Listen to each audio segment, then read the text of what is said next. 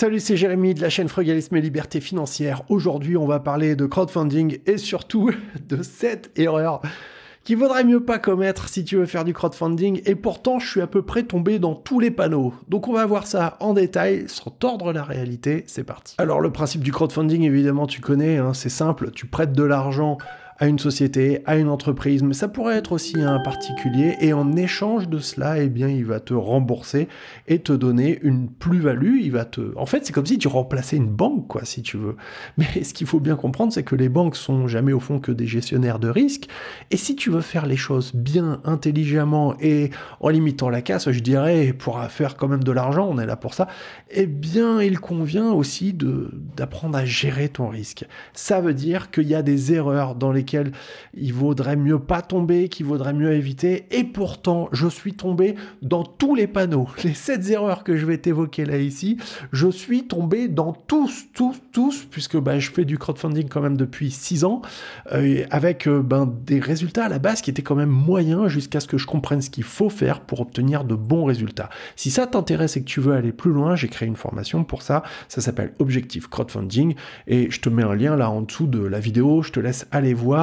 C'est une formation dans laquelle je t'apprends simplement étape par étape tout ce que tu dois savoir si tu veux réussir ton placement dans le crowdfunding pour avoir un complément de revenus. Voilà, ceci étant dit, je te propose qu'on commence tout de suite à parler de nos 7 fameuses erreurs que tu ferais bien d'éviter, d'éviter de commettre, éviter de faire comme moi à l'époque, parce que ça va te permettre quand même de gagner pas mal d'argent. Première chose, première grosse erreur, c'est de ne pas diversifier assez ses projets. C'est-à-dire que, en fait, il y a un truc qui est génial avec le crowdfunding, c'est que tu peux investir des petits montants. Alors, pour le crowdfunding immobilier, certaines plateformes vont te demander de mettre des billets à partir de 1 000 €, mais d'autres plateformes te permettent de faire des placements à partir de 1 €, à partir de 100 €. Donc, ça reste quand même des montants qui sont très abordables. Et en plus de ça, la plupart des plateformes ne prendront pas de commission sur les placements que tu vas faire. Ce qui veut dire que tu fasses un placement ou que tu en fasses 100, tu vas pas avoir à payer de frais de dossier, tu vas pas avoir à payer de frais de notaire, tu vas pas avoir à payer de commission auprès de la plateforme. C'est pas toi qui va rémunérer en quelque sorte la plateforme, c'est l'emprunteur qui, dans le cadre des placements immobiliers, sont souvent ou bien des marchands de biens ou bien des sociétés foncières qui ont besoin de se financer auprès de particuliers, parce que le contexte fait aussi que vis-à-vis des banques, pour les marchands de biens aujourd'hui ça devient touchy, donc il faut bien diversifier les choses pour avoir plusieurs placements bien répartis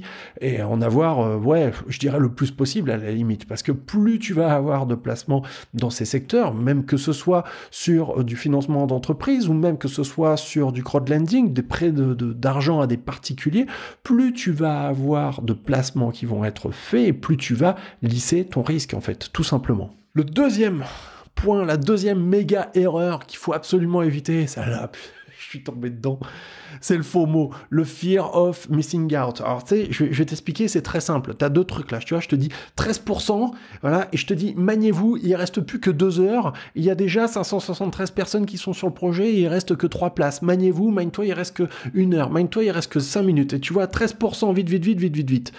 Qu'est-ce qui se passe dans ces cas-là? T'es soudain soumis à tes émotions, au sentiment d'urgence et à la peur de rater une occasion, une opportunité de gagner beaucoup d'argent. Donc qu'est-ce que tu vas faire? Tu vas y aller et puis tu vas dire en plus 13% ça arrive pas tous les 4 matins, donc je vais y mettre un gros billet, comme ça ce sera encore mieux. Eh bien si tu réfléchis de cette manière, t'as toutes les chances de pas... Enfin, peut-être que ça va bien se passer. Moi, j'ai déjà fait des trucs comme ça et ça s'est super bien passé.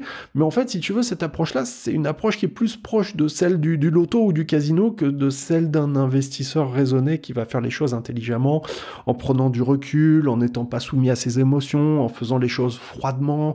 Tu vois, voilà. Et ça s'apprend et ça passe aussi parfois, malheureusement, par l'expérience. Le troisième erreur, c'est de suivre un influenceur ou quelqu'un qui a parlé d'un projet en disant « Oh, ce projet, il est mortel, etc. » de se dire ah bah tiens, si lui il l'a dit, ou que même peut-être certaines personnes de sa communauté l'ont dit, eh bien c'est que ça doit être bien. Ça veut pas dire que ceux qui parlent de certains projets racontent des bêtises, pas du tout. Il y en a qui font un travail formidable et très sérieux, très documenté, et dans lequel on peut avoir confiance. Toutefois, eh bien il faut savoir qu'il y a certains influenceurs qui sont rémunérés par des plateformes de crowdfunding. Je le sais, certaines plateformes sont venues me voir pour me proposer de l'argent, et bah forcément, quand tu as un intérêt financier, ça peut créer en quelque sorte un conflit d'intérêts, si tu préfères. Bah forcément, tu vas être moins, comment dirais-je, tu vas moins en parler mal, tu vois ce que je veux dire. C'est dur parfois d'être objectif quand en même temps tu es rémunéré, et ça se comprend. Une autre erreur aussi très commune avec le crowdfunding, c'est d'investir dans des projets simplement parce qu'ils te permettent d'avoir de gros rendements. Il n'y a pas de rendement sans risque. Ça, c'est vraiment les deux éléments qui sont corrélés l'un à l'autre. Si tu as du gros rendement, tu as des gros risques, tu as des gros dangers. On peut s'en protéger, on peut minimiser les risques. Ça passe par de la diversification, ça passe par un plus haut niveau d'information.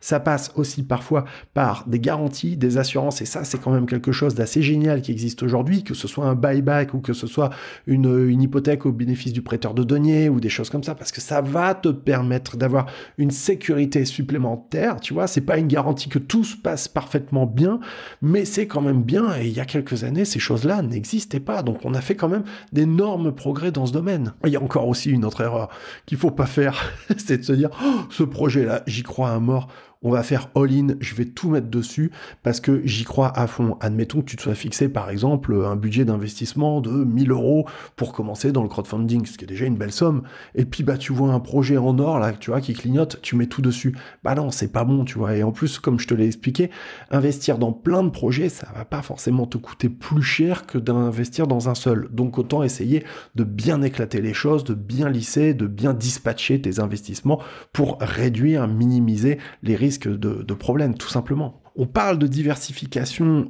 des projets, mais il y a aussi un problème, c'est que parfois on ne diversifie pas suffisamment les plateformes, et toutes les plateformes ne se valent pas. Il y en a en fait qui sont malheureusement prises entre deux feux, parce que si tu veux, elles gagnent de l'argent en présentant un max de dossiers à des investisseurs, et des investisseurs intéressés par le crowdfunding et des placements tels que ceux-ci, il y en a énormément, la demande est forte, mais le problème, eh ben, c'est qu'ils vont parfois avoir tendance à proposer des dossiers qui sont un peu bancals, tu vois, un peu, tu vois, pas top, ou à surestimer les rendements à venir, ou à surévaluer, tu vois, ils vont te mettre, ah bah tiens, celui-là c'est un B, alors qu'en fait ce serait plutôt un C, tu vois ce que je veux dire, dans les termes de notation.